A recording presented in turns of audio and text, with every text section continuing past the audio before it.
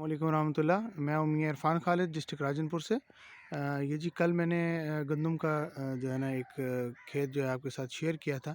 تو اکثر دوستوں کا یہی خیال تھا کہ جی اس کے اندر تو ریج نہیں چڑھا، اور واقعی اس میں نہیں چڑھا تھا، 30% چڑھا ہوا تھا.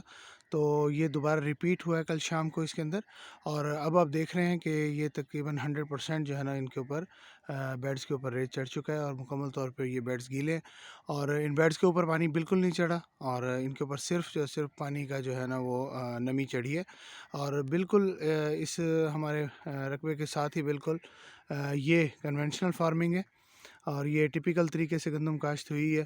اور اس کو ہمارے یہاں علاقے میں گپ چھٹ کہتے ہیں. تو پانی لگانے کے بعد جو ہے نا اس کو بیج کا چھٹا دیا جاتا ہے.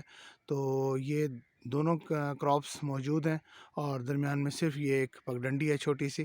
تو انشاءاللہ ہم اس کو مانیٹر کریں گے اور دیکھتے رہیں گے انشاءاللہ، اور آپ کے ساتھ بھی اپنے ایکسپیرینس کو شیئر کریں گے کہ دونوں کے اندر کیا رزلٹ آتا ہے، کیا فرق آتا ہے. اور دونوں کی سوئنگ ڈیٹ سیم ہے، بالکل ایک ہی دن کو سوئنگ ہوئی ہے، صرف ایک دن کا فرق ہے. ہم 2 دن، بلکہ 2 دن ہم لیٹ ہیں، اور یہ 2 دن پہلے کاشت ہو چکی تھی.